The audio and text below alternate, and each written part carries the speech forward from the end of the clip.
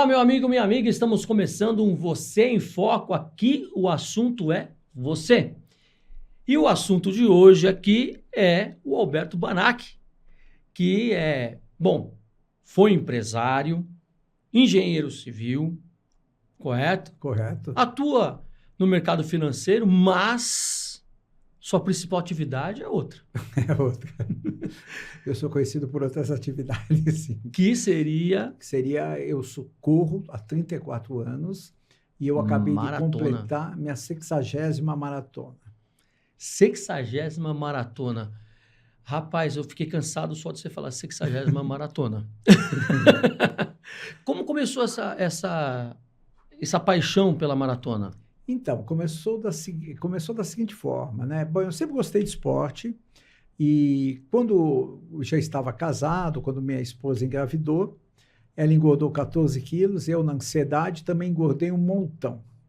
Isso foi em 89. Aí eu comecei a treinar, estava muito gordo, comecei a treinar corrida, andar, caminhar, não sei o quê. E em 90 eu já fiz 2 provinhas, uma meia maratona e correr a São Silvestre. E de 90 até 96 eu fiz tudo que é prova que existe, de 5 até 21 quilômetros. Corri em São Paulo, corri em Guaratinguetá, fui várias vezes para o Rio de Janeiro, tudo que é prova eu fiz, sem treinador, sem nada. Tive um ou outro treinador aqui e ali, mas não fazia maratona. E a vida ia, adorava correr, eu era bem regrado, frequentava o Parque do Ibirapuera já, que sou frequentador lá desde 90, e lá eu conheci vários grupos que tinham maratonistas. E eu ficava impressionado. Falei, o máximo que eu consigo correr é 21, os caras batem a mão e voltam mais 21. Não é possível, né? E assim, eu nunca achei que eu fosse capaz de correr uma maratona. Até que um dos rapazes que começou a correr comigo lá atrás, quando eu estava gordinho, que eu te falei, quando nasceu minha filha, ele me contou que tinha feito Nova York. E eu fui na casa dele em 96, e eu vi a foto dele da chegada, eu vi a medalha e falei, porra, esse cara era mais devagar que eu. E aí que começou tudo. Aí a minha esposa fazia academia, ela tinha uma amiga que corria maratona, e ela falou, olha, o melhor professor que tem é um tal de Vanderlei, e me passou o telefone. Aí eu liguei para esse tal de Vanderlei. E, professor, tudo bem, tudo. Pá. Eu queria treinar consigo. Ele me respondeu simplesmente, esteja 6h15 no Constâncio. Eu falei, o que é Constâncio, né? Aí eu falei, o que eu faço, né? Aí eu liguei para a amiga da minha esposa, falei, o que é Constâncio, né? Eu fiquei com vergonha. Era Centro de Excelência de Treinamento Constâncio Vaz Guimarães, que é lá do Ibirapuera.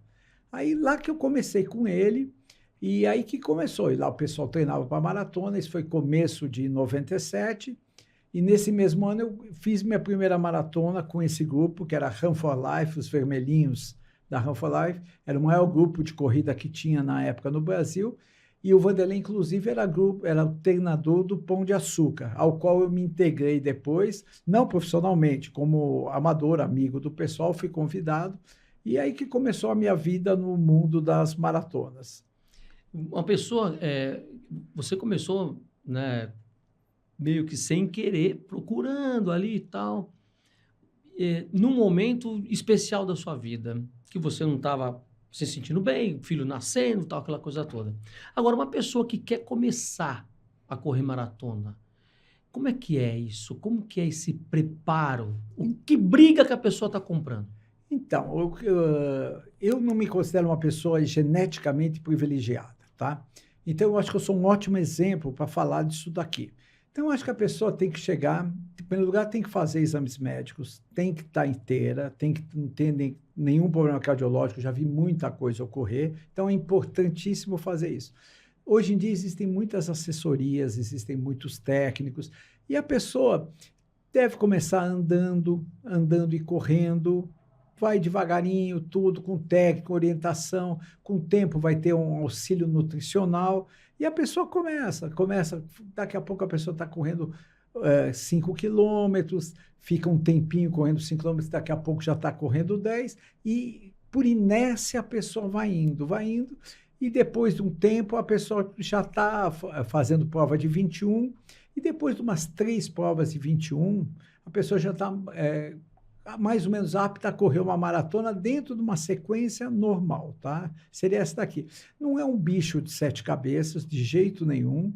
E existe um bloqueio, às vezes, muito mais mental do que físico. E é só questão de você insistir. Tem vários dias que eu, com 15 minutos, 20 minutos de corrida, falo, pô, não dá mais. E depois acabo correndo mais 4 horas. Então, isso acontece. Eu acho que dá para qualquer um, desde que a pessoa se esforce, tá? Que a pessoa não desista, que a pessoa vá todo dia, ou que a pessoa vá 3 vezes por semana, ou 4 vezes por semana. Eu acho que qualquer um pode começar a ter uma atividade saudável. Para correr uma maratona, quanto tempo, como que é o treinamento para essa pessoa? Então, vamos falar de uma pessoa que já está, que não precise perder peso nem nada, que seja uma pessoa. Eu acho que uma pessoa que já tenha, que pratique alguma atividade física, eu acho que o tempo para ela fazer bem uma primeira maratona, eu estaria de 4 a 6 meses, tá? Seria o início. Para ela se acostumar, que a pessoa precisa fazer algumas provas, precisa ter alguma experiência, precisa desenvolver a parte cardiológica. Que o treinamento da maratona, na verdade, se divide, uma vez que a pessoa esteja um pouco melhor preparada, em 3 tipos, em 3 etapas, vamos dizer assim, não querendo ser técnico, mas pela quantidade de vezes que eu já vi. A primeira etapa é uma etapa em que você trabalha a sua força. Você faz muito trabalho de subida, muito trabalho realmente de força, para fortalecer sua musculatura. Muita rampa, muito exercício. Uma segunda etapa, você treina a sua velocidade. Você faz mais treino de pista, você tenta ficar mais veloz, você tenta se adequar. E é uma parte que o pessoal gosta muito mais do que a primeira, porque, lógico, você está indo mais rápido, você começa a evoluir, puxa, em compensação é a parte também que mais o pessoal se machuca, tá? E a terceira parte seria a lapidação, que é uma mistura dessas duas, tá? Uma vez passadas essas etapas, com uma boa assessoria, com um bom técnico, um bom professor de educação física, de 4 a 6 meses, uma pessoa que não precise perder peso, que não tenha nenhum problema de saúde, eu acho que ela está apta a correr uma maratona. Isso saindo do zero. Saindo dela, a pessoa precisa fazer... Sem estar gordinho. A pessoa precisa ter algum hábito, precisa estar ou andando sempre, ou fazendo algum outro esporte. Porque quando eu comecei a correr, a corrida era o esporte marginal, isso daí foi mais ou menos 1990, ou seja, você jogava basquete, jogava vôlei, jogava futebol, e para completar sua preparação física, você corria. Tá? Não era que nem é hoje. Hoje a corrida virou moda. Hoje em dia você vê muito, hoje em dia tem muita corrida, você vê um monte de gente de 20 e poucos anos já correndo. Inclusive para as pessoas mais jovens, eu costumo aconselhar a fazer provas muito mais curtas do que a maratona, porque a pessoa tem que aproveitar essa parte de desenvolvimento para fazer bastante prova de 5, de 10, porque inclusive ele vai melhorar muito a velocidade dele e a vida dele no esporte tende a ser muito mais longeva do que alguém que parta para a maratona direto. É que hoje em dia tem essa síndrome de querer fazer maratona a qualquer custo, todo mundo tem. E não, maratona eu acho que é o final da coisa. Você corre 5, corre 10, corre meia. Teoricamente, eu acho que a melhor prova de todas é a meia, que é a prova que menos machuca, é uma prova que teoricamente, você está inteiro no dia seguinte. Às vezes, a maratona destrói você, te deixa... às vezes, depende... a diferença de uma prova de 5, de 10 para da maratona é que a prova de 5 você faz com o coração saindo pela boca o tempo inteiro. A maratona, não. Maratona, você tem que ir devagarinho o tempo inteiro, numa velocidade que não permita que você perca, que você tenha muito ácido lático, que você passe do ponto, entendeu? Porque senão daqui a pouco você não tem mais força, né? É o que o pessoal chama do famoso muro dos 30 ou dos 32 quilômetros, que de repente acabou suas forças. Por quê? Porque você saiu muito forte. Então, para quem é jovem, eu recomendo, faz prova de 5, 10, você vai se sentir muito melhor e vai correr muito mais anos. Bom, você já me deu a deixa para uma próxima pergunta que eu ia fazer. Como que você divide a maratona, a sua participação na maratona? Bom, eu vou correr tanto tempo assim, determinado trecho desse jeito? É uma coisa meio que matemática? Ou porque eu acredito que se você for na loucura, no cavalo doido, você não chega. Você não chega. Não chega 10% da maratona. Não, você não chega. A É. maratona é uma prova muito mental. Então, por exemplo, depende da maratona, você faz planejamentos, né? A estratégia, Aí né? você Qual a faz sua uma estratégia. estratégia? Então, a minha estratégia começa bem antes da maratona. Aliás, mais gostoso do que a maratona, eu julgo que é o processo da maratona, do treinamento da maratona, que você faz os treinos longos, que são os treinos acima de 24 ou 26 quilômetros, que são treinos que você tem vários treinos intervalados, que popularmente são chamados de tiros. Os professores odeiam que você fale tiro, porque é uma expressão que eles não gostam. Aham.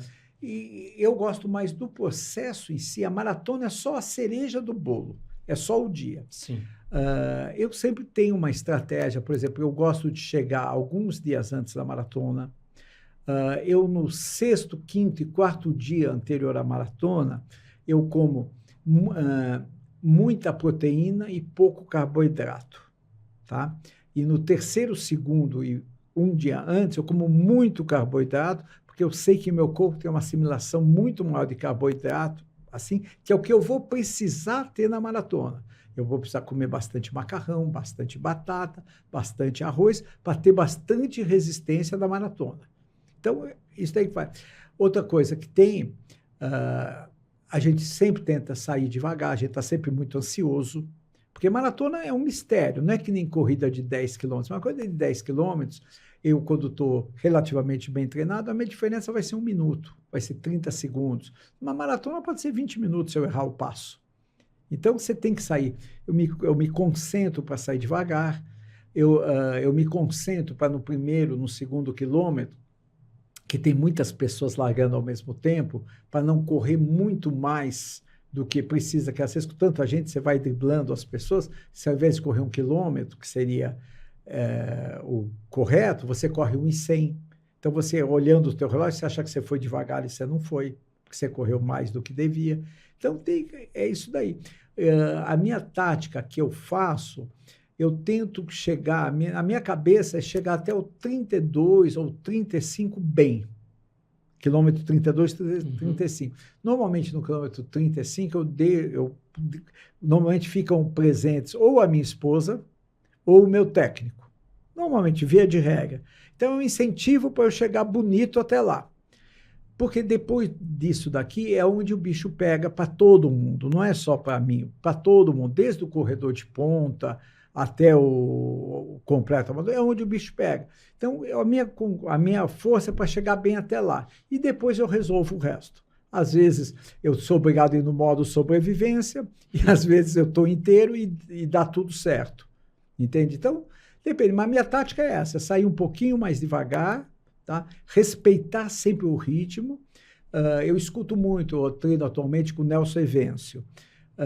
Nelson Evêncio é um cara é um professor bastante estudado, que tem um feeling muito grande. Por isso que é muito importante ter um professor. Eu tenho 60 maratonas, mas ele enxerga muita coisa que eu não enxergo, porque ele estuda bastante. Eu sou um empírico, né? Eu sou um prático da coisa. E ele, às vezes, ele me fala para eu ir num ritmo que eu acho, poxa, mas eu posso ir, eu acho que dá para ir mais rápido. Ele fala, não, vai assim que é melhor. Aí depois eu vou ver, normalmente ele sempre tem razão. Então é assim que funciona. Um treinador de maratona, o que ele ensina para o seu aluno, para o seu pupilo? O lance da dosagem mesmo? Como é que funciona? O treinador de maratona é um professor de educação física que tem que ser especialista em corrida, que já tem que ter... eu tive excelentes treinadores, vou falar do Nelson, que é o meu atual. Ele faz um planejamento dos meus treinamentos para que eu esteja no ápice da minha forma, perto da maratona, porque durante o ano você tem várias vezes que você atinge o limite e você cai. Então, essa é uma das principais coisas. Então, ele dá treinamentos e ele vai te acompanhando e vai notando a sua evolução.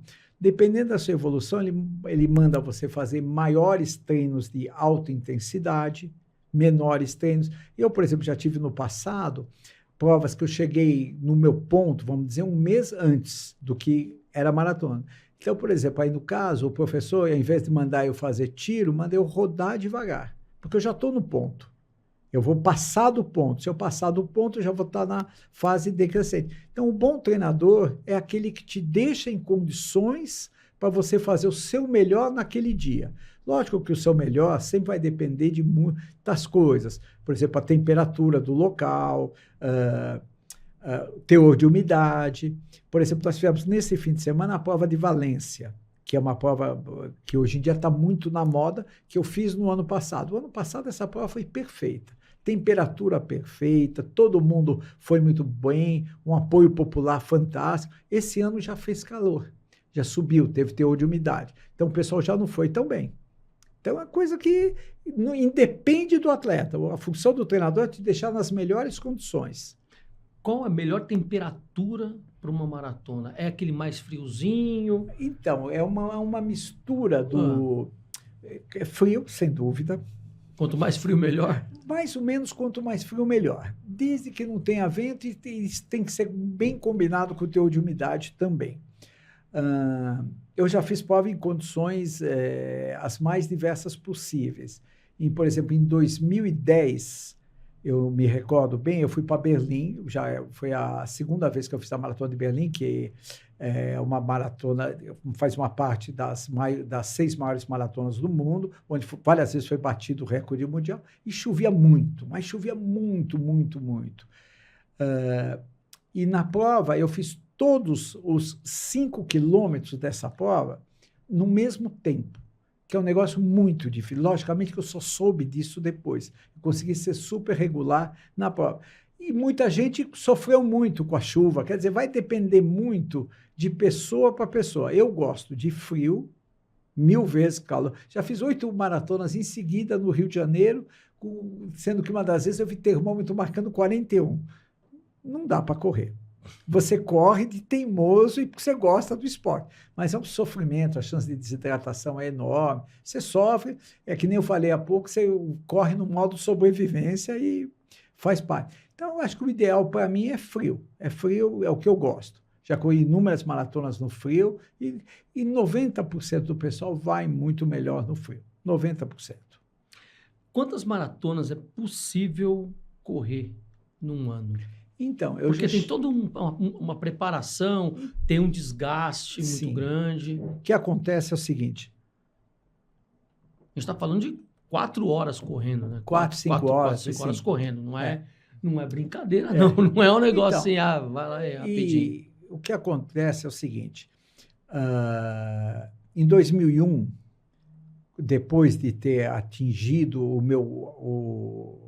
o que eu queria em termos de tempo de maratona, eu parti para fazer ultramaratona. Eu fiz uma ultramaratona em Conrads, que é na África do Sul, que é uma ultramaratona mais famosa que existe, que vai de Pietermaritzburg para Durban, que são 90 quilômetros. Para você fazer essa prova, você treina a maratona. Você treina em maratonas. Quer dizer, se você faz a maratona para 4 horas, você vai correr a maratona para 5, porque você está treinando. Então, dependendo da coisa, tem gente que faz 5, 6 maratonas num ano. Tem isso daqui. O ideal que eu acho, para a pessoa que busca performance, sempre a pergunta é qual o teu objetivo. Para a pessoa que busca performance, é 1, no máximo 2 por ano. 1, no máximo 2? No máximo 2. Para a pessoa que busca performance. Para a pessoa que não está nem aí, que seria, por exemplo, esse ano que nós estamos, eu fiz 3. Esse ano daqui.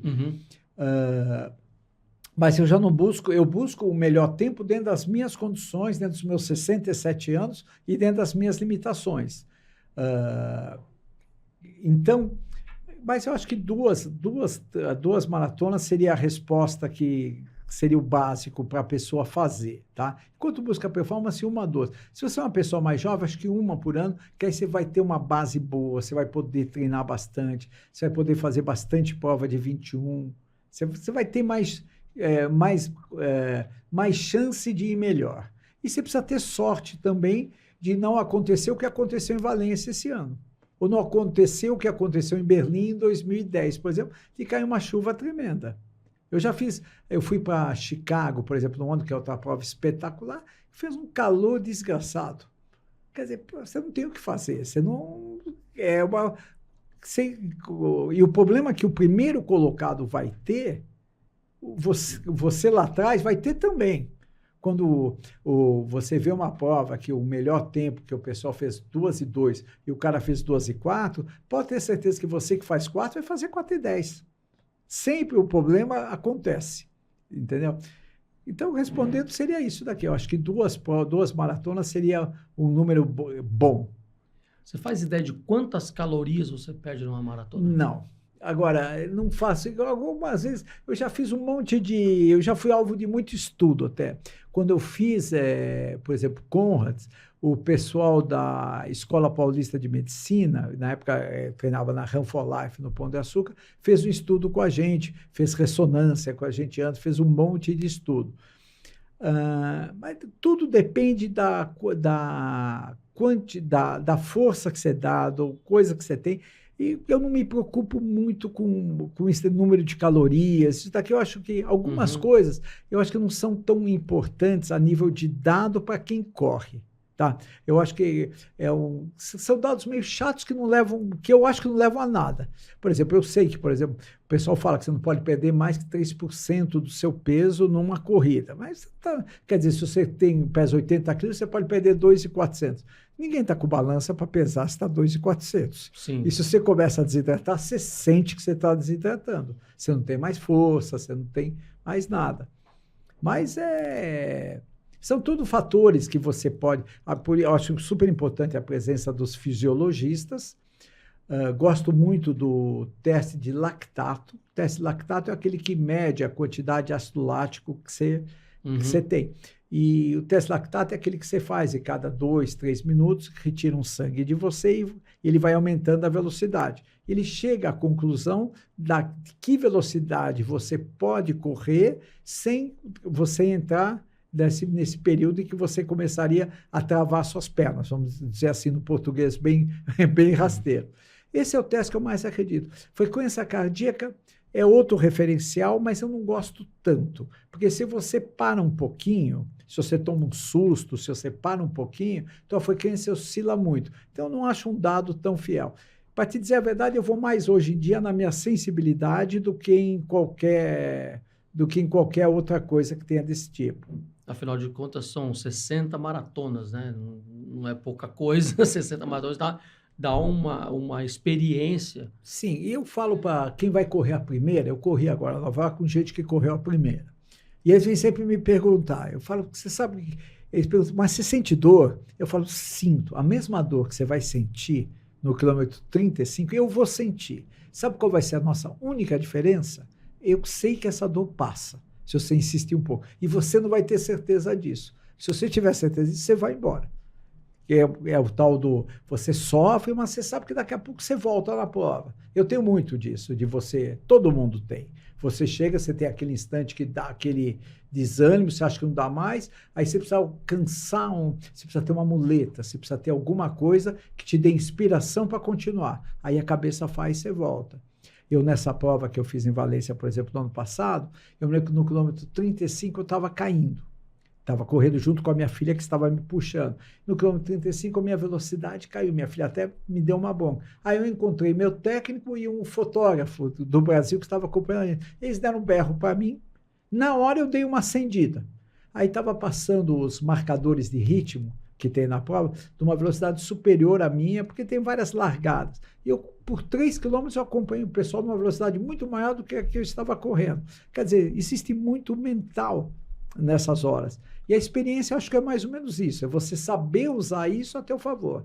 Às vezes passa uma pessoa lá e grita Brasil, você tem que, vai embora. Entendeu? Fala teu nome. É um incentivo. O pessoal acha que isso não influencia em nada, mas na verdade influencia muito. Um combustível, né? Não, às vezes passa uma pessoa às vezes passa uma pessoa de bastante idade por você.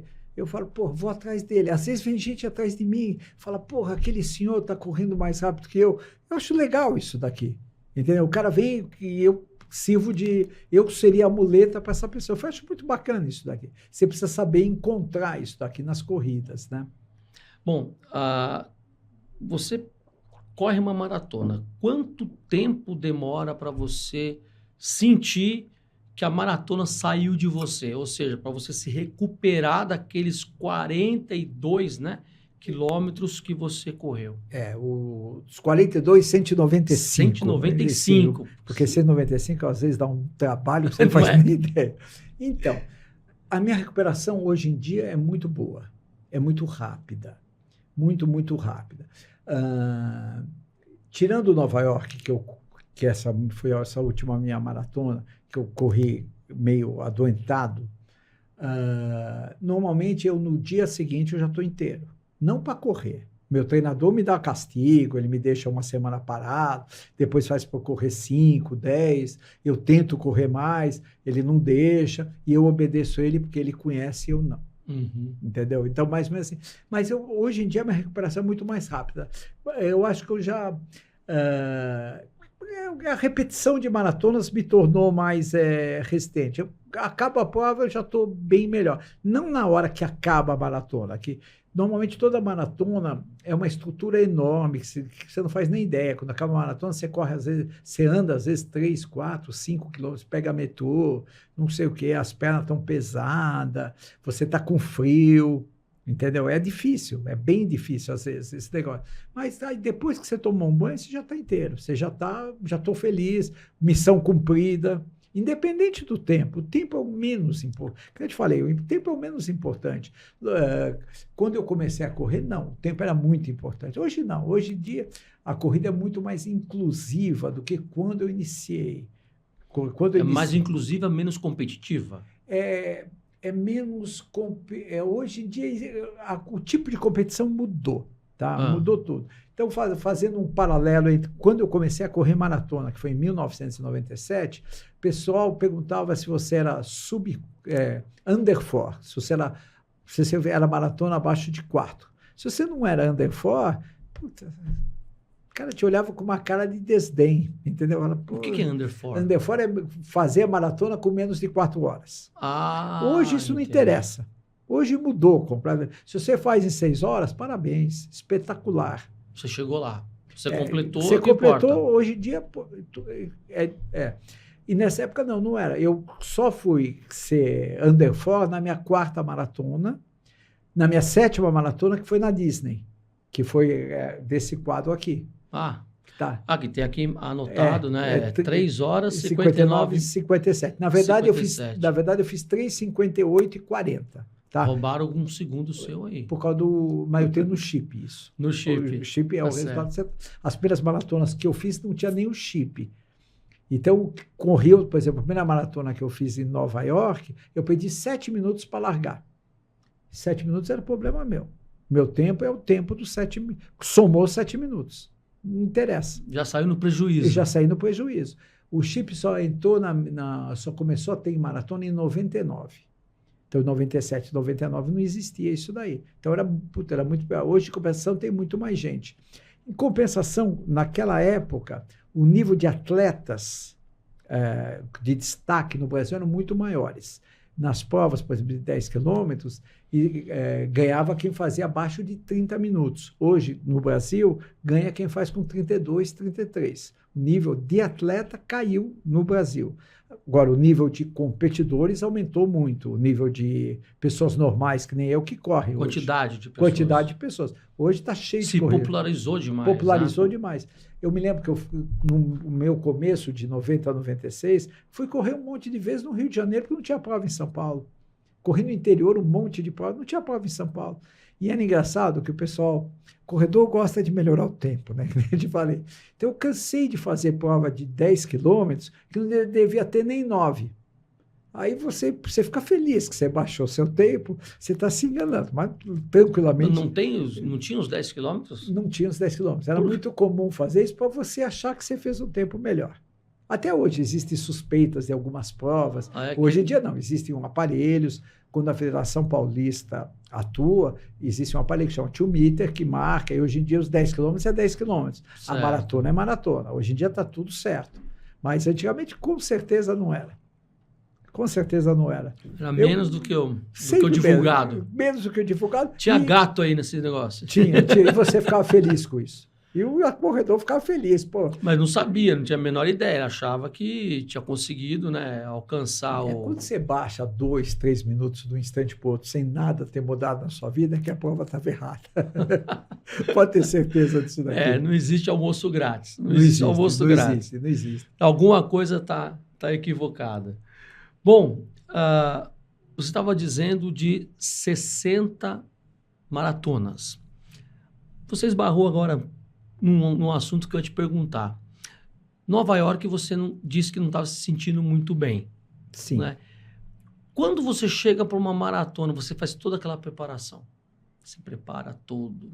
É toda uma questão de alimentação, de treino, né? Enfim, mental, físico e tudo mais. E isso chama-se... O corpo desanda.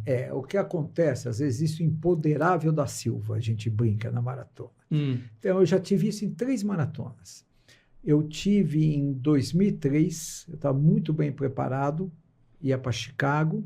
Na quarta-feira à noite, eu chutei um puff na sala da minha casa e quebrei um dedinho do pé. Liguei para o meu ortopedista, ia viajar no dia seguinte, quinta-feira. Fui no meu ortopedista, que não queria deixar eu correr. Você quebrou o dedinho, falou, quase tem que fazer redução. Eu falei, eu treinei para burro, vou correr. Aí resolve. Aí ele chegou, ele enfaixou, amarrou um dedo no outro, colocou uma faixa. E remédio é moda, né? Você sabe, eu brinco que remédio é moda. Tudo na vida é moda. Tudo. Inclusive corrida. E as corridas também são moda. O que acontece é o seguinte, na época o remédio que se tomava era Voltaren. Era Voltaren. Famoso. Então ele chegou e ele me deu, me enfaixou, me mandou eu viajar com meia Kendall, não comer nada no avião, comer 2 barras de nutrientes para não inchar meu pé. E chegando lá, um dia antes da maratona, ele falou, faz uma rodadinha de 5 quilômetros para você ver como é que tá. Eu fui colocar o tênis que eu ia correr, tudo estava muito apertado.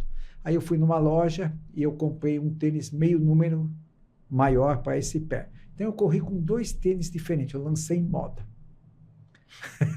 nessa época. E, bom, não precisa nem dizer, fui para a corrida, né? E eu tomava o Voltaren sublingual, que segundo ele dava efeito melhor. Lógico, ele não queria que eu corresse de jeito nenhum, mas eu falei, a função do médico... Já que você insiste, né? Ele me deu as condições para que eu sofresse menos. Bom, a corrida foi uma porcaria, porque eu fiquei defendendo o dedinho o tempo inteiro, tive dor em um monte de outros lugares, o tempo foi horrível, mas eu completei. A pisada muda também, muda, né? Completamente. Muda tudo, muda você pisa tudo. torto e tal, enfim. Essa foi uma. Uma segunda vez que eu... Então, é uma coisa que você não... Acontece, o que você vai fazer? Né? Não tem o que fazer. Uma outra vez foi em Buenos Aires, que eu também fiquei muito doente na véspera e entrei com antibiótico. E o antibiótico é um grande erro correr com antibiótico. Já no quilômetro 12, 13, eu estava sofrendo muito. Nessa época eu fazia maratona para 4 horas e pouco, eu fiz para 5 horas e 20. Minha esposa achou que eu tinha empacotado no meio do caminho. E agora, o que aconteceu com o Nova York foi o seguinte, 2 semanas antes, estava muito bem treinado e estava com fé que ia fazer um bom tempo.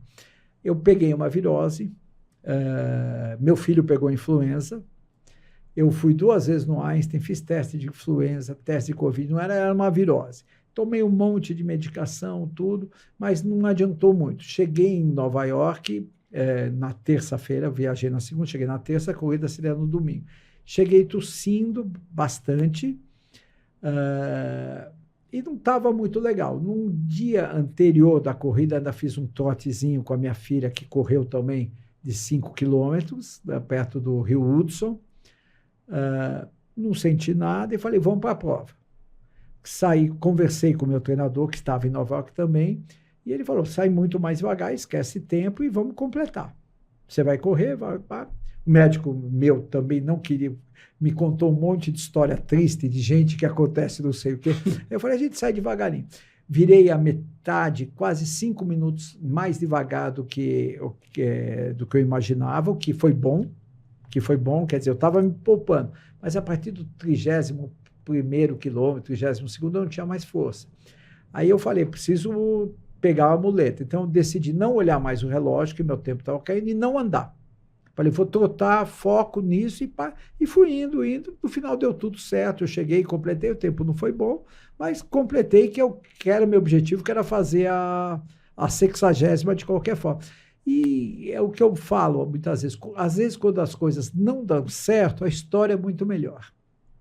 Quando dá tudo certo, pô, deu legal, pô, fez um puta tempo. Não tem um molho. Não tem um molho, é verdade. Você fez, deu tudo certo. Teve alguma vez que você abandonou uma maratona? Você falou, não vou chegar... Não. Eu já corri várias vezes no limite. Sofrendo. Mas uma maratona me abandonou. Eu nunca abandonei uma maratona. Eu ia correr em 2013 em Tel Aviv. Aí estava no aeroporto e nesse dia eu recebi uma mensagem que a maratona tinha sido adiada uma semana por causa do calor que estava tendo em Israel.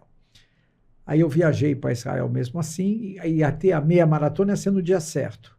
Me disseram, se você quiser, você corre a meia maratona. Eu não quis correr, porque eu tinha treinado para maratona, o que eu queria fazer era maratona.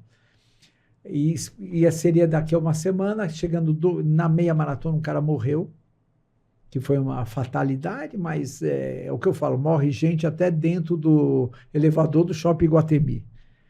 E às vezes acontece isso daqui. E 2 dias antes da maratona, ela foi cancelada por causa desse caso daqui. E não teve, realmente estava muito quente, e foi uma medida, digamos assim, correta que eles fizeram, para evitar qualquer coisa. Então mas eu nunca cheguei a desistir de estar no meio e desistir. Várias vezes já diminuí o ritmo, fui mais devagar, isso inúmeras vezes, faz parte. Olha, para você fazer seus recordes, que eu não busco mais, você tem que arriscar.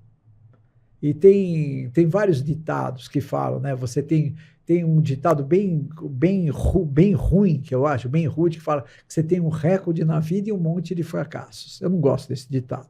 Mas é uma verdade. Às vezes o cara chega e ele, na ânsia de bater o tempo dele, não consegue bater e o cara vai se frustrando.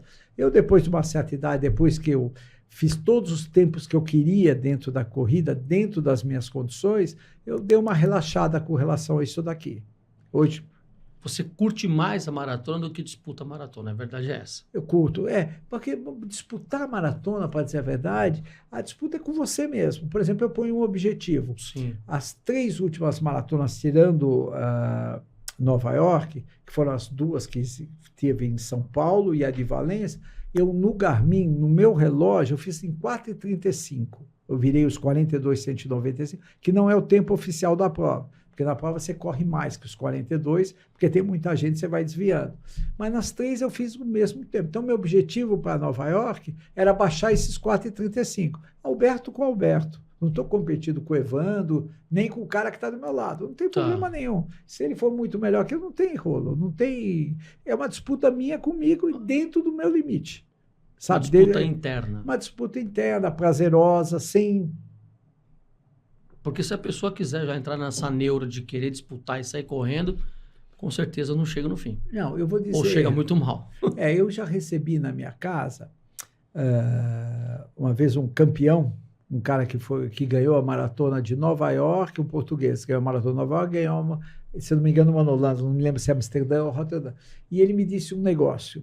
Ele era um corredor de 10 quilômetros sensacional, foi correr maratona. E quando ele começou a correr maratona, ele ficou mais lento nos 10 quilômetros, o que é um processo normal, que a maratona é um desgaste maior, você vai ficando mais lento nas provas menores. Aí ele não conseguia mais se classificar entre os melhores dos 10 quilômetros. Ele foi reclamar com o técnico dele. E o técnico dele respondeu: sempre haverá um corredor mais rápido do que você e uma mulher mais bonita do que a sua. Então, contente-se com o que Deus lhe deu. Que eu acho que essa frase vale para tudo na vida. Você não tem que se comparar a ninguém. Eu tenho um monte de amigos que têm uma genética espetacular, que fazem a prova muito mais rápido do que eu. E faz parte. Eu brinco que o meu custo por quilômetro rodado é muito melhor que o deles, que eu aproveito muito mais a festa. Se eles fazem 3 horas, eu faço em 4h30, 1h30 eu estou ganhando deles, entendeu? Por causa. Você falou de algumas alguns momentos que você correu, não nas melhores condições possíveis, mas eu acho que, pelo que a gente conversou anteriormente aqui, o nosso início de bate-papo, um dos momentos mais difíceis, não mais difícil, foi você correr logo após a morte da sua primeira esposa, foi isso? Sim, foi. O que aconteceu foi o seguinte, a minha esposa, o problema que ela teve também foi um achado de exame após uma corrida. Minha primeira esposa, a Graciela, ela era rata de academia, que nem se fala, fazia aquelas aulas de step, adorava, fazia tudo direitinho, e ela ela não corria, e ela começou a correr, e ela sentiu uma dor no glúteo. Aí a gente foi no ortopedista, o ortopedista fez uma chapa nela para ver esse problema que ela tinha no glúteo, um cisto, alguma coisa assim, e achou um condossarcoma no acetábulo, que é um câncer no acetábulo. E essa foi a origem de tudo, que foi em 2003. E a partir daí foi acontecendo muita coisa, tudo, e aí em 2010 que ela veio a falecer, e os últimos 90 dias já era dada que ela poderia falecer a qualquer instante. Eu dormi todos os dias, esses 90 dias no Einstein, e ela morreu no dia 28 de março. E o que aconteceu é o seguinte, como esse problema começou em 2003, melhorava, piorava, 1001 intercorrências, eu continuava correndo, eu marcava minhas maratonas. Quando ela podia ir, ela ia comigo. Quando não podia ir, eu levava ou minha filha ou meu filho. Sempre levava um dos dois. Meu filho foi para Berlim, minha filha também viajou para outros lugares, e ela foi várias vezes comigo, dependia do estado de saúde dela. E eu estava reservado para ir para Paris, em abril de 2010, que era, por sinal, o dia que eu tinha casado, até coincidências. E eu estava reservado, eu tinha reservado hotel, tinha reservado tudo, pá. Aí ela faleceu dia 28 de março, e era véspera de um feriado judaico, que nós somos judeus, somos israelitas, e veio um monte de gente. Eu tive um apoio, uma solidariedade muito grande, muita gente veio, tudo. E a minha filha falou: pai, por que você não vai correr? Eu falei: filha, imagina, eu vou abandonar vocês, mamãe morreu faz 10 dias. Não, pai, vai, faz um bate-volta, vai lá, vai te fazer bem, pá. Aí eu falei: filha, eu não vou correr, não vou abandonar vocês. Mas a gente estava com tanta gente na casa, e eu tinha um rabino que eu conversava, que ele corre. E eu fui conversar com ele e falei: Roberto, faz o seguinte, vai na quinta e volta no domingo. Aí eu liguei para o meu técnico da época e falei: eu estou indo para aí, pô, morreu, não sei o quê, meus sentimentos. Só que eu quero uma coisa: não conta para ninguém que eu sou recém-viúvo. Senão todo mundo vai vir com aqueles papos de coitadinha. Eu não queria isso daí. Aí eu fui, fiquei no quarto com um menino que tinha 10, 15 anos a menos que eu, não sabia da minha história, e eu já tinha corrido Paris 2 vezes. E todo mundo sabia que eu tinha um monte de maratona já. Aí, para mim, foi muito bom. Eu fiquei conversando com eles, me distraí e tudo. E aí, corri essa prova. Não estava nem preparado, nem psicologicamente e nem fisicamente, porque meus treinos, eu rodava à noite em frente ao Palácio do Governo, às vezes, quando minha esposa fazia procedimento. E tinha vários órgãos de câncer, tem tudo isso aqui nessas coisas. Puta, eu vi e chorava. Mas, de uma hora para outra, fiz a corrida, completei a corrida e vi que, pô, lá tinha, 37 mil pessoas. A vida continuava. Eu acho que isso daqui, para mim, foi muito bom para eu enxergar que a vida continuava. Ainda voltei com o meu técnico, mesmo avião, domingo à noite, que é uma loucura você pensar nisso. Que você correu, vai, toma um banho e volta para o Brasil. Isso, direto, pega o avião e vem embora. Mas eu notei que isso daqui foi o começo da minha virada de página. Meus filhos me apoiaram nessa decisão, aliás, partiu até da minha filha isso daqui. Eu achei bastante positivo, que às vezes o pessoal falava muito: você precisa ter eu tinha 2 filhos, tenho 2 filhos, falava: você vai precisar ter um psicólogo, um rabino, você vai ter um monte de gente para conversar, não sei o quê, como é que você vai lidar hoje? Eu falei: eu preciso trabalhar, ganhar dinheiro e estar junto com os meus filhos sempre, apoiar eles. E acho que isso daqui foi uma forma que eu tive de começar a voltar a viver. já saí correndo, entendeu? Até nisso daqui a corrida foi muito positiva para mim. A maratona te deu uma lição de como retomar a sua vida. Eu não tive aquele, vamos dizer assim, eu já voltei elétrico. A maratona me deu talvez eu demorasse 1 mês, 2 meses para voltar à vida. Não, já estava na vida. Voltei, já falei, vamos fazer isso, vamos fazer aquilo, vamos agitar, vamos fazer. Já voltei com vontade de viver. Que realmente foi eu, lógico. É um baque muito grande. É um baque muito grande, né? Os meus filhos eram, sei lá, minha filha tinha 20, o menino tinha 15. É uma idade complicada, né? Uma idade complicada. Eu até sempre brinco que era bom se a minha esposa tivesse vivido alguns anos a mais para ter educado um pouquinho melhores eles, porque ela era a mais brava, eu era o mais bonzinho da época. Mas no final deu tudo certo com eles, graças a Deus, os dois estão super bem. E os dois correm, né? Não, só a minha filha está na 7ª maratona. Ah, tá. E o meu filho teve um pequeno problema de quadril quando ele era criança. Então, meu filho pedala e nada muito. Passou com esportes. Mas esporte. Corrida mesmo, maratona... É só a minha filha. A sua filha. Minha filha está na 7ª maratona. E hoje eu brinco de seguir ela pelo mundo. Porque ela vive, que nem eu falei, ela vive em Israel desde 2015. Em Tel Aviv. Em Tel Aviv. E eu já corri 3 provas em Israel e não dá para ir para Israel hoje em dia com a guerra, com nada, não, é inviável. Uhum. Então, a gente já correu junto Berlim, já corremos junto Valência, agora fomos junto para Nova York. E estou esperando ela decidir o que ela vai fazer no ano que vem. Para ver onde vai ser o encontro, o próximo encontro. Para ver onde vai ser o próximo encontro. Aí a gente se encontra e pega uma corrida, e assim vai. É legal que um exemplo positivo que eu passei para os dois filhos. O meu filho faz aquelas provas de bicicleta de 105 quilômetros, ele fez agora em Campos de Jordão, vai fazer agora outra.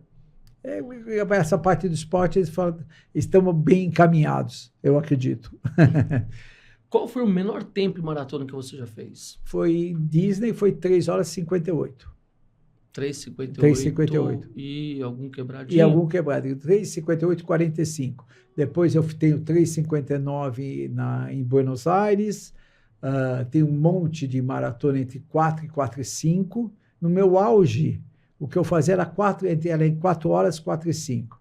Hoje, que eu falei, eu fiz 3 provas em 4,35, 4,40. A minha briga hoje é nesse tempo.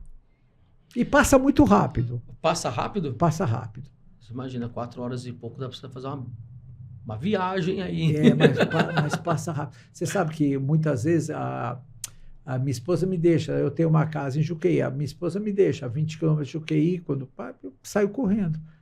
Às vezes não dá nem para acreditar que a gente corre isso daqui, mas passa rápido mesmo. Você se habitua. Acho que tudo na vida é uma questão de adaptação, costume. Bacana. Bom, a gente está aqui com o nosso Você em Foco, onde o assunto é você. Estamos conversando com o Alberto Banac. É Banac que fala, Sim. né? Mas tem o Banach também. Sim, o CH em alemão tem a força de 2 R's. Mas muita gente chega e fala, acha que é italiano, Banatti, ou chamam de Banac. Mas eu já toco. Banac é o que o pessoal mais fala. Banac. Bom, você correu já 60 maratonas ao redor do mundo e com certeza vai chamar de Banac, Banar, Banat. Sim. Cada país uma maneira diferente de chamar. Bom, lembrando que nós estamos aqui no estúdio, em um dos estúdios da 3 Telas, aqui em São Paulo. Tem um telefone aqui embaixo e também na descrição do vídeo para que você possa, de repente, trazer o seu podcast, vir aqui com o seu curso, que você quer ministrar algum curso também, gravar. 3 Telas, não esqueça, o telefone está aqui também na descrição do vídeo. Falando com o Alberto Banac. Aqui pra gente é Banac, tudo bem? Pode ser como... Eu ia falar das coisas que mudaram, você lembra que você estava perguntando? Sim. Então, por exemplo, quando eu comecei a correr maratona, o máximo que existia, o melhor que tinha no mundo, era Nova York e Paris. Sim. E, curiosamente, tinha outras provas já que existiam no mundo. Amsterdã era uma prova muito bem falada, Rotterdam, que são provas rápidas, tudo, que hoje em dia saem um pouco de moda. E Boston, que hoje, isso mudou. Hoje em dia existe essa camiseta que é das Majors, Certo. que são as Six Majors, que acabaram de virar 7 agora. Mandala? A Mandala, isso. Mandala. Então, que é o seguinte... São as principais corridas. São as principais, maratonas.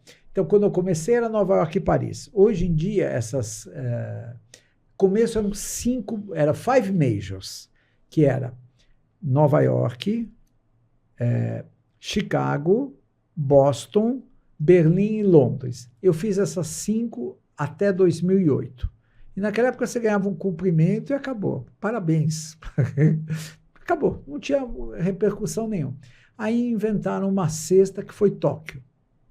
Quando inventaram essa sexta que foi Tóquio, começou essa história da mandala. Isso daqui ficou o objeto de desejo de todo corredor hoje em dia. Só se fala nisso. Boston, que na minha época, lá em 1997, o pessoal falava, é prova de americano. É prova que é na estrada. Que é realmente na estrada, é prova de americano. Você tem uma baita de uma subida, é uma prova difícil, mas é a prova da moda. Hoje em dia, por que é a prova da moda? Você precisa ter um qualifying, você precisa ter uma qualificação. E hoje em dia, o que a garotada quer, que eu vejo as pessoas de 30 anos conversando, eu preciso ter a mandala. Eu falei, calma, você não precisa ter a mandala. A mandala vem naturalmente. É consequência. Eu tenho 12 dessas, eu tenho 12 majors, mas é que eu tenho 3 Nova York, 3 Berlim, 3 Chicago e uma de cada uma da outra. Boston, Londres e Tóquio, uma só. Aí, o que aconteceu foi o seguinte, eu não tinha mandala, em 2021 eu fui correr com a minha filha a primeira prova pós-pandemia, que foi em Berlim. Aí eu fui entrevistado por uma repórter americana. Então, eu tinha 52 maratonas na época, pai correndo com a filha, pós-pandemia, como é que você começou? Todas essas perguntas que se faziam. E como que a sua filha começou a correr? E como é que você se sente correndo com ela? Tudo. Aí eu me lembro que a repórter perguntou, quantas, 52 maratonas, que bacana. Quantas mandalas o senhor tem? Ela me perguntou.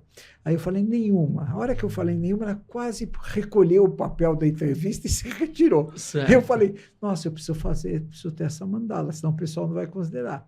Aí, em 2023, eu fui para Tóquio, aí eu busquei a mandala, que seria a sexta, né? E hoje em dia eu tenho, e realmente é engraçado como o pessoal dá um valor para isso daqui, como se fosse algo do outro mundo, entendeu? É bacana, lógico que sim, tem um grupo muito grande de gente que, digamos assim, é um objeto de desejo muito grande agora que tem aqui nos brasileiros isso daqui. Eu acho bacana que tudo que digamos, eu sempre apoiei tudo que é relativo à corrida. Eu sempre apoiei. Por princípio, eu gosto de corrida, então eu apoio tudo. Eu não acho a coisa mais importante do mundo, porque, por exemplo, ficaram provas caríssimas. Na minha época não era, os valores aumentaram absurdamente, porque hoje em dia você tem agências especializadas, por exemplo, Valência, que eu te citei há pouco, você vai sozinho. O custo é o custo do avião, mais o custo da inscrição, que é barato. Uma prova dessas daqui, você tem que comprar de agências especializadas, ou você tem que entrar por Qualify, ou você tem que entrar por caridade. Então, e tem gente gastando verdadeiras fábulas, que eu falo para todo mundo, gente quem é jovem, que eu falo, está com 30 anos, calma que chega, você consegue de um jeito, de outro, não precisa ficar tão desesperado. E tem muita prova boa no mundo, tem muita prova. A mandala são as principais provas. São essas 6, mas, por exemplo, Paris não está no meio dela. Quais estão? Vamos lá, de novo. Vamos lá. Nova York, Chicago, Boston, que é considerado a mais difícil de todos, que é o qualify mais difícil que tem. Aí viria Londres, Tóquio e Berlim. São essas 6. Sétima? A sétima é Sydney, que entrou agora. Nesse, ainda não está nem regulamentado como é que vai ser. E quem decide qual então, que é a mandala? Quem decide quem vão ser é um grupo, é um grupo que é é um grupo das majors que eles falam, que é da Abbott, que é todo cheio de regras, todo cheio... não é qualquer prova, a prova tem que ter uma série de Quesitos, para ser uma major. Por exemplo, eu defendo, São Paulo tem 2 maratonas atualmente, e 2 maratonas que, na minha opinião, deixam a desejar, não por culpa dos organizadores, mas por culpa também ou de prefeitura ou de governo. Que eu tenho certeza que se São Paulo tivesse uma maratona que passasse pela Avenida Paulista, Avenida Brasil, Avenida Faria Lima, Luiz Carlos Berrini, um pouco de Marginal, Parque Vila Lobos, aqueles pedaços, eu só falei lugar bonito. Em 3 anos, essa maratona seria um sucesso tremendo, teria 30, 40 mil pessoas correndo e teria muito dinheiro para São Paulo. Mas o pessoal não tem essa mesma visão, que isso acontece no mundo inteiro. Por exemplo, Nova York, que eu corri agora, foram 56 mil corredores. Eu, por exemplo, fui com o meu filho também. Todo mundo vai com a esposa. As lojas fervilham, hotéis fervilham, o mundo, fervilha. Não tem, é um faturamento absurdo. O Rio de Janeiro, que tem uma maratona que passa em lugares mais bonitos do que São Paulo, tem muito mais corredores do que São Paulo. São Paulo, quantas pessoas correm hoje? São Paulo, São Paulo faz algo errado, que São Paulo mistura maratona com meia maratona, 5 km, 10 km, dá uma confusão, normalmente. Não é um negócio muito legal. Os números oficiais de São Paulo é 5, 6 mil, deve ser, eu estou chutando, mas não é muito mais que isso, não. É um chute meu, mas é poucas pessoas que correm, mas você corre numa cidade universitária vazia, que é muito chato. Cidade universitária, por exemplo, de sábado, ela é gostosa, porque está cheia de assessoria e gente correndo. E da maratona para estar vazia. São Paulo pega lugares que não são muito... E a corrida podia começar às 5 da manhã. Não teria problema nenhum. Às 11 da manhã já teria acabado a corrida. Quer dizer, ao meio-dia teria... São Paulo teria um handicap, uma renda que seria muito bom, porque isso acontece em Londres, acontece em Nova York, Chicago, em todas as principais cidades. É que o pessoal não resolveu ainda comprar essa ideia. O que falta, então, seria um percurso mais atrativo, é isso? Um percurso mais atrativo, apoio da prefeitura. Sim. Tá?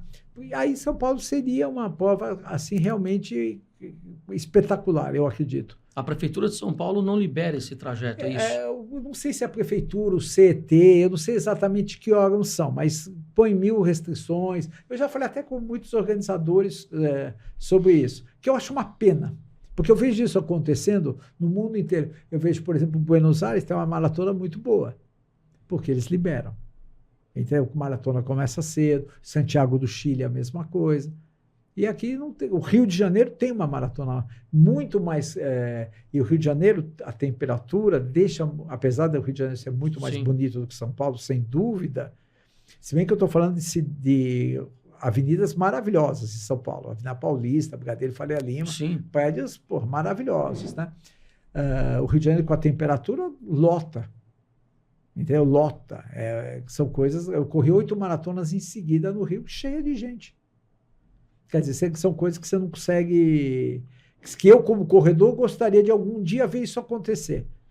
Você, nesse caso, você tem o apoio ao esporte, a prática esportiva, saúde, você tem um incremento do turismo, né, incentivo ao empreendedorismo, porque tem várias situações que cercam a realização de uma prova, não é? E você traz para a gente um dado que é triste. Eu classifico como triste, porque você dedicar um dia do ano para você ter uma prova que divulgue São Paulo, que possa colocar a cidade de São Paulo, possivelmente, entre as principais provas de maratona do mundo, talvez uma mandala, a 8ª, quem sabe.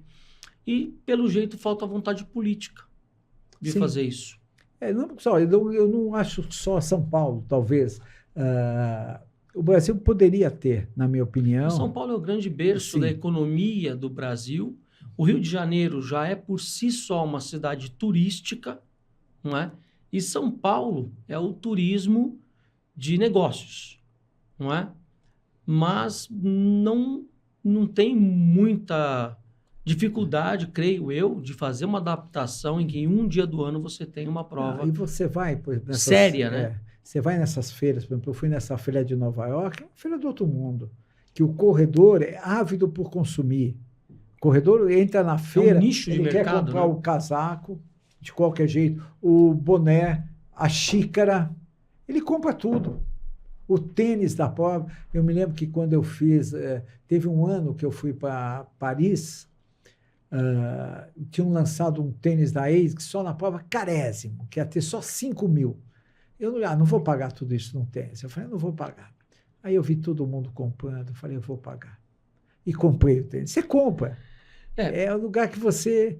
É claro que a prova sendo aqui em São Paulo, obviamente seria muito mais fácil de toda e qualquer pessoa preparada ou com vontade de estar preparada poderia participar. Só que pela quantidade de viagens, é passagem, é hotel, é alimentação, não é um esporte para pessoas de baixa renda. Então, são pessoas com poder aquisitivo, né, pelo menos minimamente privilegiado. Sim. É um público que tem condições de frequentar bons restaurantes, Sim, né, sem dúvida. shoppings, museus, estão ávidos por adquirir a cultura do lugar. E como você mesmo disse, né, a preparação começa 4, 5 dias, uma semana no lugar. Sim. Então, nós estamos falando da pessoa numa corrida num domingo. O turismo aqui em São Paulo começa na segunda-feira. Sim. Ou no domingo anterior. Sim, começa. Não tem dúvida nenhuma. E a gente tem, no mundo inteiro, a gente tem exemplos positivos que poderiam ser seguidos aqui. Que tem. Mas faz parte, você vê. Mas, de qualquer jeito, eu fico contente com a quantidade de pessoas hoje que se interessam por corrida. É muito bacana isso daqui, porque antigamente eu viajava, só eu corria. Pouquíssimos corriam. Sim. Hoje em dia, você vê muita gente já com essa vontade, com esse empenho. Então, isso daqui é base. Você vê, por exemplo, eu corro no Parque Ibirapuera. O Parque Ibirapuera está sempre cheio de gente nova, muitas assessorias surgindo. Então, isso é bacana. Você vê que existe uma preocupação da população. Né? Da saúde, de valorizar a saúde. Não é? Eu tenho uma amiga que ela é de Indaiatuba, interior de São Paulo aqui. Ela foi acometida pelo câncer de mama há alguns anos e ela gostaria de fazer algo que fosse um incentivo às pessoas, às mulheres que foram acometidas pela mesma doença. E ela começou a participar, a Alessandra Bevilacqua, que é esposa de um dos meus melhores amigos, o André Rebelo, e ela começou a organizar a corrida contra o câncer de mama de Indaiatuba. Já foi a segunda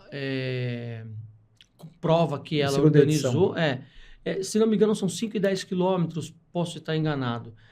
Mas você vê a quantidade de pessoas participando dessas provas que ela, por iniciativa dela, ela começou a organizar, a quantidade de pessoas que vão participar, eu acho isso muito bacana. Então, e toda a renda revertida para entidades que apoiam pacientes com esse tipo de doença. Eu fiz isso uma época, existia nessa sinagoga que minha mãe frequentava e que eu passei a frequentar, que é a Shalom, eles faziam uma corrida, começaram a fazer, o Rabino me ligou e a gente montou, quando eu estava no Pão de Açúcar, uma corrida beneficente, que era na USP, que era uma corrida de 6 quilômetros, e essa corrida existiu por 10 anos e chegou a ter 5 mil participantes. Quer dizer, a gente conseguia doações, e a gente trouxe muita gente para dentro do esporte. E tudo isso daqui todas essas tentativas inclusivas são muito boas. Você traz quanto mais corrida você tem, hoje em dia em São Paulo, todo fim de semana, você tem 5, 6 corridas.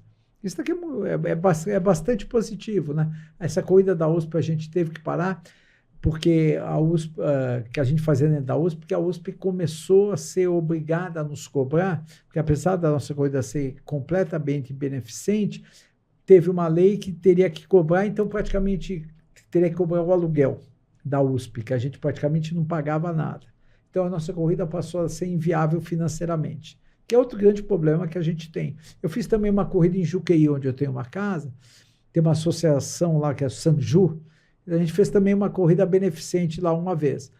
Mas também não conseguimos fazer uma segunda ou uma terceira por causa dos custos. Porque a população precisa se engajar. Sim. O comércio precisa colaborar para a coisa pegar. Tem que pegar, porque depois que pegou, a coisa vai. E a gente fazia nessas corridas, levava atletas de ponta, que todo mundo quer saber quem ganhou, quanto fez. Aí, pô, a corrida é boa. Então, levava atleta... Como eu estou nesse meio há muito tempo, eu conheço muita gente. E esse pessoal, às vezes, ia correr com a gente lá, independente de cachê, qualquer coisa, ia pela amizade, pela solidariedade, sim, claro. para ajudar. Em vez de correr na rua, ele ia correr lá com a gente. Solidariedade que a USP não teve. Continue, por favor. Aí a gente chegou e, por 10 anos, a gente chegou e fez essa coisa, que também foi uma parte bem legal. E que eu acho que isso continua. Você vê o GRAA, que faz uma coisa sensacional, não sei em que edição, que é espetacular de apoio. Eu acho que todas essas coisas aqui têm que ser apoiadas mesmo, por causas nobres, não tem dúvida nenhuma. Eu tenho um projeto chamado Novo Mundo, São Bernardo do Campo, que é a cidade onde eu moro. E lá a gente desenvolve várias ações solidárias, não é? Desde show de banda de rock até... enfim, doações em lugares que você possa imaginar, tudo quanto é evento que possa imaginar. Gostaria, quem sabe, você me ajudar a gente fazer uma corrida o ano de 2025 em São Bernardo solidária. Consegue me ajudar? Consigo. Vamos tentar. Vamos tentar? Vamos tentar. Vamos pensar sobre esse projeto aí, porque é o seguinte...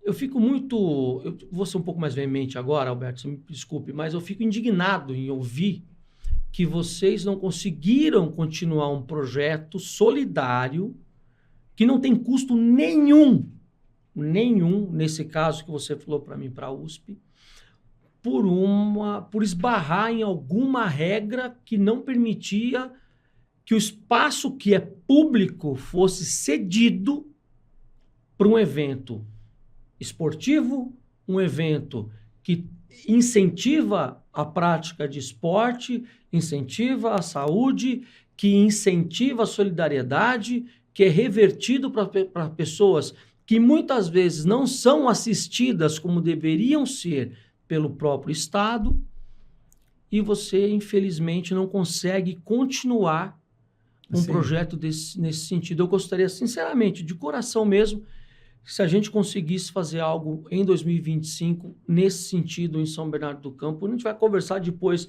nos bastidores. Não, sem dúvida. Não, a gente está... Eu te falei há pouco que eu apoio todas as iniciativas legais relativas à corrida, porque, sei lá, é o meio que eu estou, é o meio que eu me sinto bem, que eu não pretendo parar tão cedo, a não ser que eu seja obrigado a parar, que muita gente até me pergunta, você quer ir até onde? Eu falei, até onde der. Eu não tenho... Vou seguir minha filha. Enquanto eu puder fazer maratona, vou fazendo maratona, não tem problema. Sigo, faço minha musculação, sigo o que o meu treinador diz, sou um aluno, que nem eu falo, a idade me deu a maturidade de reconhecer que tem gente que sabe muito mais que eu e aprender com eles. Isso é muito importante. E eu tenho uma frase que eu falo sobre maratona, que tem assim, maratona é humildade. Quando você acha que você está podendo na maratona, você sempre dança. Quando você, depois que você aqueceu, depois que você está no quilômetro 15, no 20, você acha, nossa, hoje é meu dia, hoje eu vou fazer isso, esquece. Cuidado com a autoconfiança demais, excessiva. Sim, é o que eu brinco, faca no dente é para quem corre 100 metros. Maratona é coisa de cabeça. Então, eu tive vários treinadores cheios de gente da corrida, cheio de frases feitas, né? Então, eu adoro esses ditados, né? A gente sempre acaba repetindo tudo. E o que é positivo disso daí é que você nota que o pessoal, por exemplo, que treina, acaba ficando mais determinado. Eu vi muita gente, eu já treinei com muita gente que tinha muitos problemas de se firmar profissionalmente, de se colocar, e após fazer a maratona, a pessoa começou a acreditar que ela conseguiria acreditar em alguma coisa. Então, acho que essa parte psicológica é muito importante. E acaba fazendo a diferença. Porque você tem sempre, quando você faz esse evento maratona, esse papo da superação. Porque tem instantes, qualquer um, em que seu corpo não responde mais. Aí o que vai responder é realmente sua cabeça. E é isso que você tem que levar para o resto da vida. Você sabe, poxa, dá para eu continuar. E tendo isso na cabeça, é o controle emocional. É o controle emocional. A força, repetir. Inteligência emocional. Repetir 1000 vezes a mesma coisa. Até uma hora, o que a gente fala, você repete, uma hora você aprende. Você vai repetindo, você acostuma, tudo. E faz parte, né? Bom, Alberto, a gente está caminhando para o encerramento do Você em Foco. Só que assim, eu queria trazer para você algumas imagens. Opa. E que você comentasse para a gente um pouquinho do que é cada imagem que vai aparecer aqui. Tá, essa aqui foi a maratona agora, a última que eu fiz em São Paulo, SP City. Eu estou chegando e o pessoal dos batedores estão me escoltando. Tá? Deve ser... É praticamente aqui a chegada. Nós estamos aqui na Linneu de Paula Machado. Essa prova daqui foi em julho, 28 de julho agora. Aí. E eu estou chegando. Essa daqui é uma foto muito interessante. Foi em Amsterdã, se não me engano, 2005 ou 2006. Quando eu cheguei, é uma prova que você chegava dentro do estádio. E tinha poucos brasileiros e tinha pessoa que gravava o nome dos brasileiros. Eu fui entrevistado por uma pessoa lá que viu que eu era brasileira. Eu falei algumas coisas e um amigo meu me filmou. Essa daqui está no telão do estádio. É Amsterdã. Muito legal essa foto. 20 anos, Silvão. Essa daqui foi a prova que eu fiz no deserto próximo a Eilat, entre Israel e a Jordânia. É uma prova que você sai dentro de Eilat e você entra no deserto. E a prova se dá praticamente dentro do deserto. É uma prova que é muito difícil, não é o meu perfil, porque é uma prova feita em areia dura e é cheia de subida e descida com muitas pedras grandes. E corredor de asfalto é completamente diferente do que corredor de montanha. Eu caí 2 vezes nessa prova e é uma prova dificílima. Que eu fiz essa prova foi em 2020, mais ou menos, 2019. Tudo. Deserto, mas estava calor. Não estava tão quente. É quente, mas não estava absurdamente quente, que é dezembro. Dezembro lá em Israel é frio. Tá. Então, quantos graus mais ou menos aí? Puta, não era tão quente assim. O que eu me atrapalhei muito mais com as pedras soltas do que com isso. 30 graus? Não tinha tudo isso. Deve ter 20 e pouco, deve ter chegado a 25, tudo. Um deserto mais light. Mas e é uma prova que várias vezes eu me senti perdido no meio dela. Mas logo aparecia a sinalização. Uma prova muito bem sinalizada, muito organizada. Poucas... Já se perdeu em alguma prova? Errou o trajeto? Já errei trajeto. Já errei. Fiz uma prova uma vez em Ribeirão Pires, há muitos anos atrás. Nossa, pertinho aqui do ABC. Então... E errei uma parte. Eu e um pessoal que estava na frente, a gente errou uma parte. Foi todo mundo pro caminho errado. Foi todo mundo pro caminho errado e voltamos e depois seguimos pelo caminho. Deve ter perdido 300 metros, sei lá. Mas acontece. Aqui eu estou com... Isso foi em 2003 em Portugal. Um é o Poltergar, que ganhou várias vezes São Silvestre. Sim. E outro, Roberto Cheroio, que também tem 2 e 3 na maratona, também é um super atleta. Os dois são... A gente brinca, né? Que os 3 melhores atletas do hotel estavam... Não, e esse pessoal eles são muito simpáticos. Sim. São muito simpáticos. São ídolos do esporte, sim. E fazem muito pelas regiões dele. Essa daqui é minha esposa, minha filha e meu filho. Isso é o seguinte, quando eu fiz em 97 a maratona de Nova York, no hall do hotel, quando a gente era do Pão de Açúcar, cada um dizia seus planos para o futuro. Então, eu falava, meu técnico, na época, o Vanderlei de Oliveira, dizia que a mulher só devia correr uma maratona com 28 anos. E eu falei, eu quero daqui a 20 anos correr com minha filha. Nova York. Aí todo mundo deu risada, não sei o quê, você nunca vai correr, joelho vai estourar, você vai estar gordo, aquelas histórias todas. Aí passados 20 anos, minha filha não corria pouco nessa época. Aí os dois correram comigo uma meia maratona, cada um 21, né? E nós fizemos essa prova no Rio de Janeiro, os três. E depois, esse ano, a minha filha fez o meu sonho, que era 20 anos, veio 27 anos depois. Isso é Rio de Janeiro, meia maratona. Próximo. Essa daqui também é eu não sei qual prova é essa daqui necessariamente, mas é uma prova eu chegando, provavelmente. Eu chegando, se eu não me engano, também eu não me lembro que prova é essa, com toda honestidade. Eu não tiro a sua razão, porque são 60 maratonas.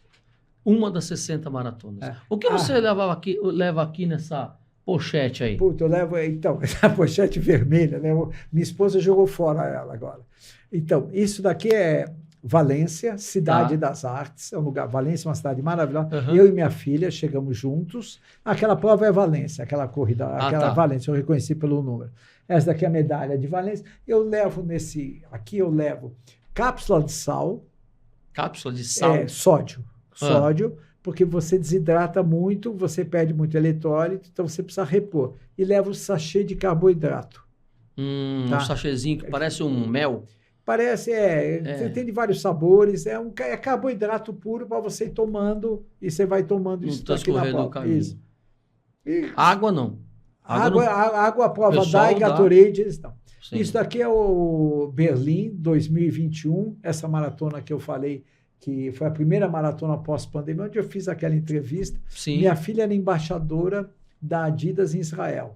Eu não tenho nada a ver com isso. Porque é bacana, ela conseguiu, não ganha nada, mas ela conseguiu por mérito próprio. Então, eu, lógico, fico muito orgulhoso disso, né? E essa prova nós fizemos aqui em Berlim. Berlim é uma maratona fantástica.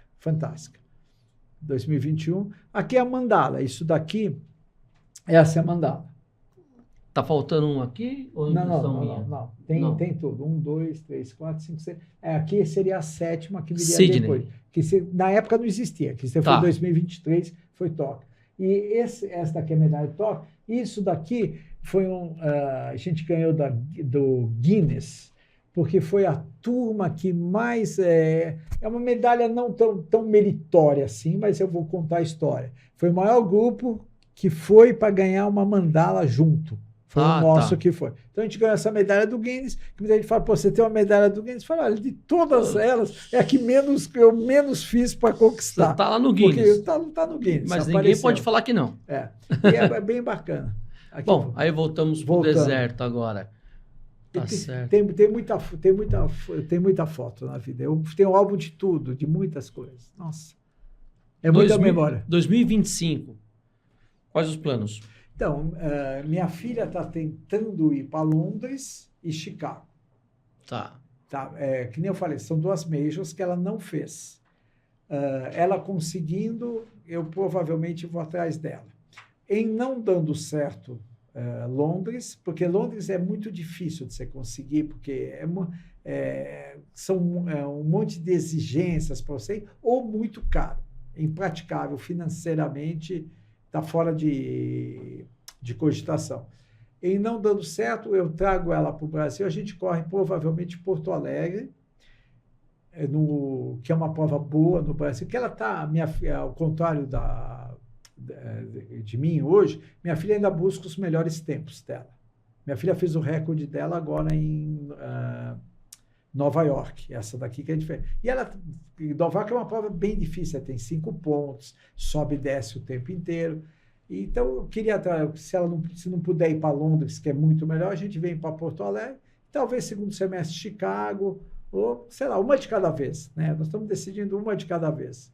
Vai ter agora uns sorteios, então, que fazem parte dessas majors. E eu não posso participar mais, porque eu já tenho a mandala. Tem uma série de regulamentos. Não pode participar? Do sorteio, não. Por exemplo, de Londres eu não posso participar, porque eu já tenho a mandala. Ela, como tem 3 majors, ela participa desse sorteio. Então, se ela der muita sorte, ela consegue ir para Londres. Aí eu dou um jeito de me enfiar por uma agência, aí eu pago, que é mais... É o preço de ser pai e querer ver a filha no exterior, entendeu? Faz parte. E aí você consegue participar com ela. Aí eu consigo. Aí eu iria participar, vou para uma agência e a gente brinca, tem que vender um rim para pagar hoje. E antigamente não era assim. Ainda bem que tem 2 rins. Né? Ainda bem que tem 2.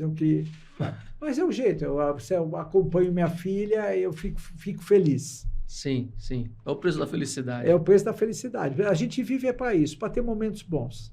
E eu falo, eu não gosto de ficar sem plano. Então, logo, logo a gente vai buscar isso daí. Eu vou buscar esse objetivo para o ano que vem. Eu brinco que você sempre precisa ter linguiça na boca do cachorro. Na frente da boca do cachorro. Eu preciso treinar. Para treinar, eu preciso ter um objetivo. Roberto, agora tem livro também, né? Que você está para lançar, está terminando aí. Comenta um pouquinho para a gente, por favor. Então, eu escrevi muito tempo em alguns lugares sobre corrida, tenho muitas histórias, o pessoal me pedia muito o livro. E eu estou praticamente com o meu livro acabado, que conta a história da minha trajetória na corrida, de como eu comecei, dá um monte de dicas dos lugares que eu corri, os problemas que eu tive, como você tem que fazer numa corrida, como você não tem que fazer, mais ou menos um papo que a gente teve aqui, um monte de casos curiosos, banqueiros que correram comigo, Abílio Diniz, João Paulo Diniz, um monte de casos que eu tive com um monte de gente. É um livro que eu não vislumbro aspectos técnicos e sim curiosidades da corrida. E já ele está saindo. Acho que uma maneira de incentivar o pessoal saber mais ou menos como funciona os bastidores de uma maratona. Sim, e é um livro bem positivo, que nem eu falei, que mostra que qualquer pessoa bem determinada pode fazer uma maratona seguindo algumas dicas que eu dou nesse livro, alguns conselhos de quanto tempo chegar antes, o que fazer em determinadas cidades, tudo. É um livro bem interessante, com muito caso, muita história. Não seria um livro técnico, de jeito nenhum. É um livro mais de curiosidade sobre corrida, guias práticos, vamos dizer assim, mais ou menos seria isso. O guia prático da sua maratona por Alberto Banac. É isso? É isso aí. Obrigado. Muito obrigado a você por estar aqui com a gente no Você em Foco. E você aí, até o próximo episódio. Fique ligado diretamente do estúdio 3 Telas. Até.